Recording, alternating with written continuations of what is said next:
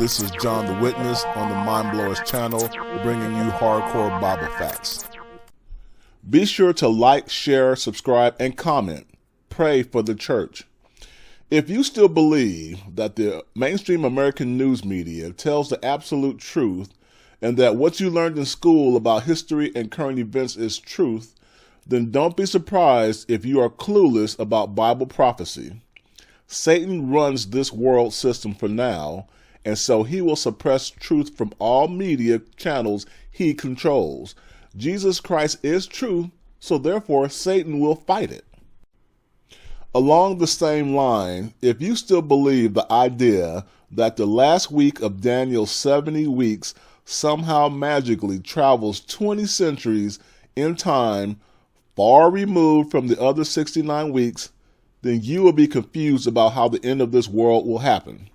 If Jesus Christ said no man knows the day or hour of his return, then that means there is no 7-year countdown, because that would have then implied that the last day of this 7-year period is when it happens. I have videos on the topic of Daniel's 70 weeks, as well as other aspects of Bible prophecy that I encourage you to check out. Too many pastors have done a poor job teaching about the phasing out of the era of Satan's rule over the governments of this world. To those pastors who have been true to the word of Jesus Christ, however, I salute you. To keep this video short, I won't go into minute detail about Bible prophecy. Instead, I will highlight prophetic phases that go all the way back to the crucifixion.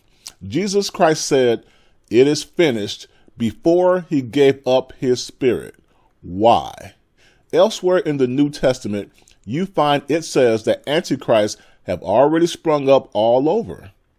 Finally, it kept saying the kingdom of heaven is at hand and is upon us.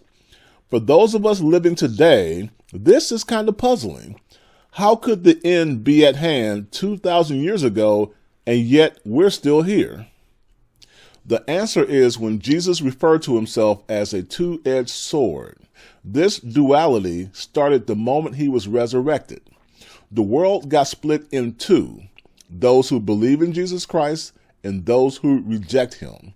The leading group among those who rejected him was the Pharisees, whom he referred to as the builders or architects who rejected the rock, meaning Jesus Christ. It is interesting he chose to refer to them as builders or architects, given that they would later enhance Freemasonry, which is a builder's secret society to subdue the Gentiles.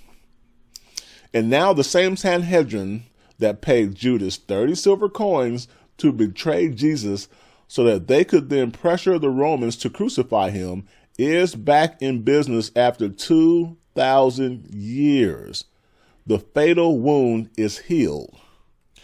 Going back to Jesus Christ, when he was alive, Satan offered Jesus the kingdoms of the world. Jesus rejected him, of course, but the Pharisees accepted it, as the parable of the tenants point out.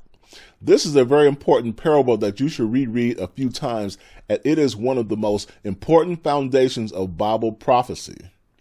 Out of all the non-Christian religions in the world, Satan chose the Pharisee system, which would later give rise to the Babylonian Talmud, Kabbalah, and Zionism, which are distinct from Torah Judaism and those Messianic Jews who believe in Jesus Christ.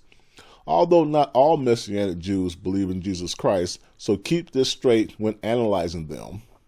Satan always wanted to be like the Almighty, so just as God at one time chose Judah and the other Israelite tribes, so Satan chose the remnant of the tribe of Judah, with a few resisting this. Why am I making this distinction? Because another fallacy that is keeping many Christians from understanding Bible prophecy is that they think that all non-Christian religions are somehow to be treated the same.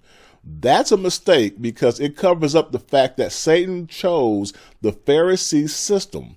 Remember that when Satan offered Jesus the kingdoms of the world, those kingdoms were held by Gentile pagan nations.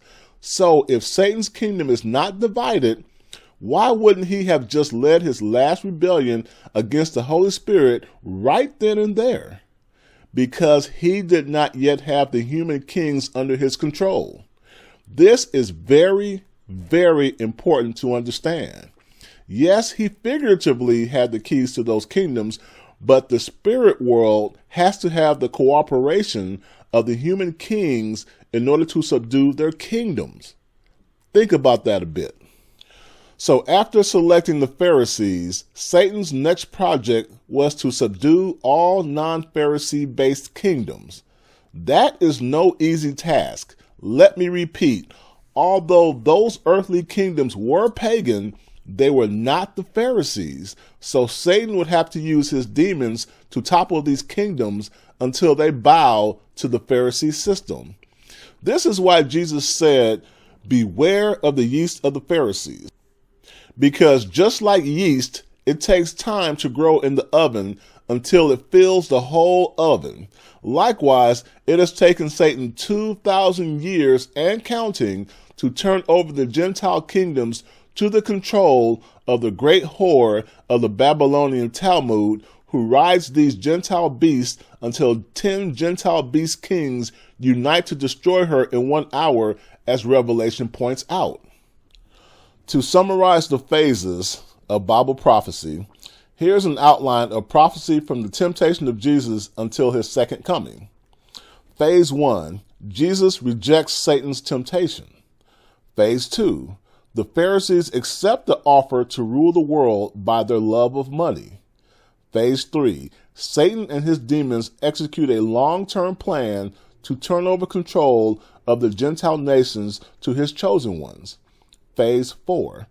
In exchange for the wealth and power of the world, the Pharisees agreed to rebuild the temple in Jerusalem, symbolized by the star of their god Remphan, which is not the Star of David.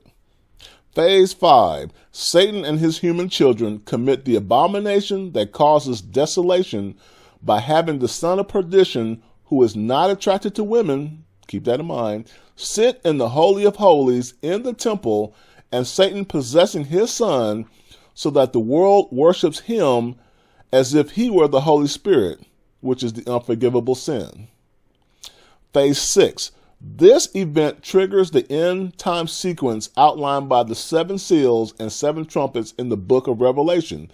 Thus, the end is event-based, not date-time-based, since it is not known when Satan and his human children will pull this off. Phase 7. After God's wrath is visited on the whole world, Jesus Christ returns. You should know the rest. Keep this in mind. I'm John the Witness. Stay strong in the faith of Jesus Christ. Amen.